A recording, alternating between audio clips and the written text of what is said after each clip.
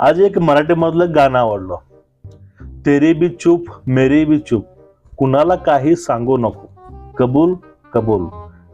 बघा, हे गाणं ऐकून असं वाटायला लागलं अरे खरंच हे गाणं पूर्वी बनलेलं आहे, खूप दिवसापूर्वी, पण हे सध्या आता आपल्या महाराष्ट्रामध्ये राजकारणामध्ये घडतंय. हे गाणं सध्या काँग्रेसवाले, शिवसेनावाले म्हणजे अँटी भाजपाच्या विरोधामध्ये जे लोक आहेत ते म्हणत असावेत.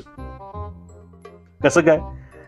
ज्यावेळेस एखाद्यावरती ईडीचा धाक येतो, त्याच्यावरती ज्याची चौकशी होते ईडीची, त्यांनी हे गाणं नक्की म्हणत असावेत, तेरी भी चूप मेरी भी चूप, कुणाला काही सांगू नको, आम्ही तुझ्याकडे येतो लगेच. अशाप्रमाणे भारतामधील तसेच महाराष्ट्रामधील खास करून पक्ष फुटत असावेत. कारण फक्त ईडी असू शकतं का? आणि आज जी भाजप आहे ती भाजप राहिली आहे का? हा एक सगळ्यात महत्वाचा मुद्दा आहे. हा विषय होता अस्तित्वाचा, पण ते अस्तित्वच उरलं नाही. आता पक्ष म्हणजे एक विचारधारा असते, विचारसरणी असते. काँग्रेसची एक विशिष्ट विचारसरणी आहे, वंचितची एक विशिष्ट विचारसरणी आहे, शिवसेनेची विशिष्ट विचारसरणी आहे. त्यांनी सोडली म्हणून सेना फुटली. त्यानंतर भाजपची एक विशिष्ट विचारसरणी आहे. म्हणजे प्रत्येक पक्षाची एक विशिष्ट विचारसरणी आहे. आपण ती विचारसरणी सोबत आपलं पूर्ण आयुष्य नाहून द्यायला तयार असतो. आणि तीच विचारसरणी ज्यावेळेस राहत नाही त्यावेळेस लोकांपुढे एक प्रश्न पडतो. तो प्रश्न म्हणजे अस्तित्वाचा. आपण कोण आहेत? पुरुष नाही, स्त्री नाही, कोण आहेत नेमकं तुम्ही? हाच प्रश्न लोकांना पडलेला आहे. अरे मित्र, साला मतदान केलं होतं राष्ट्रवादीला, मला पवारांची विचारसरणी आवडायची, मी वोट केलं होतं शिवसेनेला, मला सेनेची विचारसरणी आवडायची, पण हा पक्ष, हे विचारसरणी नेमके गेले कुठं? हे विचार कुठे गेले? हे विचार सर्व पळून गेले. एक आश्चर्य वाटतं त्या गोष्टीचं. आणि उद्धव ठाकरे म्हणा किंवा शरद पवार, जयंत पाटील असतील, हे वारंवार एक गोष्ट बोलतात,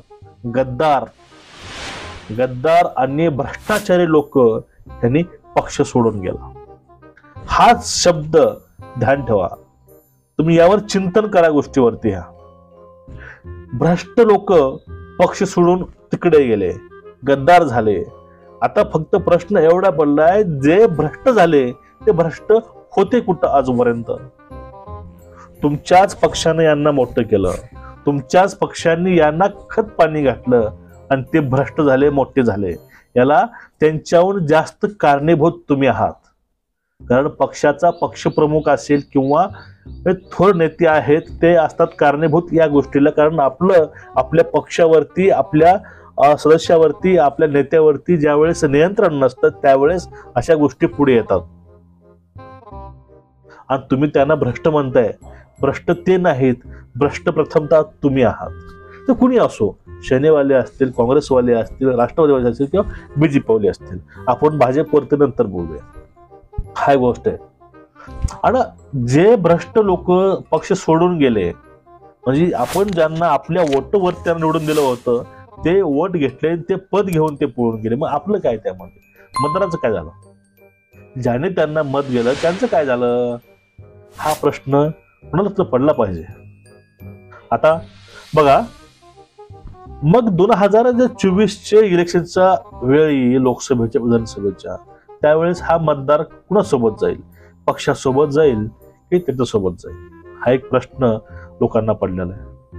आता वोट करायचं कुणाला, हाच प्रश्न पडलेला आहे. वोट राष्ट्रवादीला करायचं तर नवीन चेहऱ्यात ओळख नाही, सेनेला करायचं चेहरे नाहीत. आणि जर वोट भाजपला करायचं म्हणलं तर वोट का करायचं? त्यामध्ये काँग्रेसवाले जास्त भरलेले आहेत. भाजप ह्या पक्षामध्ये भाजपपेक्षा जास्त लोक हे काँग्रेसचे, राष्ट्रवादीचे, सेनेचे आहेत. मग वोट करायचं कुणाला?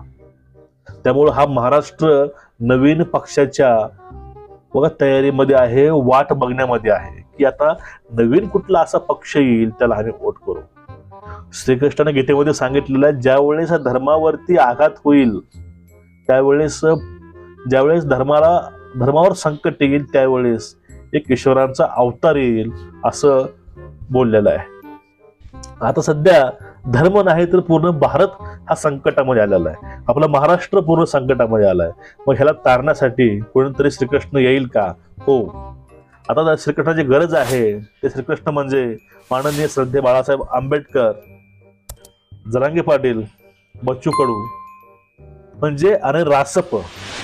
ठीक आहे, हे जे पक्ष आहेत हे लहान लहान पक्ष आहेत, यांना आपल्याला मोठं करण्याची गरज आहे. ठीक आहे, भ्रष्टाचार, भ्रष्ट नेते हे एक राजकारणाचा कळालेला कलंक आहे. हा ह्यांना पण लागू शकतो, पण ते भविष्यामध्ये लागू शकतो. तुम्ही हे 5 वर्ष तुम्ही चांगले बघू शकता. आपल्या वाटेला हे पुढील 5 वर्ष चांगले येतील. सत्ता पलट होणं गरजेचं आहे. आणि सध्या महाराष्ट्रामध्ये एकच गोष्ट बोलतात, ती गोष्ट म्हणजे महाराष्ट्रामध्ये सत्ता बदल पाहिजे आणि नवीन जो पक्ष येईल त्याला आमचं प्राधान्य आहे. त्यामुळे जो नवीन कुठला पक्ष राजकारणामध्ये सक्रिय होईल त्याला नक्कीच सहकार्य हे पूर्ण महाराष्ट्र करणार आहे. आणि त्यामध्येच बाळासाहेब आंबेडकर यांनी आपला जो मसुदा आहे तो दिलेला आहे. तो मसुदा कुठला आहे? त्यामध्ये 39 मुद्दे होते आणि त्यामधले 25 मुद्दे हे खूप महत्वाचे आहेत. आणि तो मसुदा म्हणजे आपल्या महाराष्ट्राचा विकासाचा एक मसुदा आहे बनलेला. ज्याप्रमाणे बाबासाहेबांनी मसुदा बनवला होता संविधानाचा, तसाच मसुदा बाळासाहेबांनी महाराष्ट्राच्या विकासासाठी बनवलेला आहे. म्हणजे असे नेते समोर यायची गरज आहे. भलेही बाळासाहेबांची ठपका आहे की बाळासाहेबांचा एकही खासदार नाही आणि एकही आमदार नाही. ठीक आहे, गोष्ट मान्य आहे, त्यांचा एकही खासदार नाही, त्यांचा एकही आमदार नाही. तरी पण तो व्यक्ती मतासाठी कुठल्याही धर्मावरती टीका करत नाही.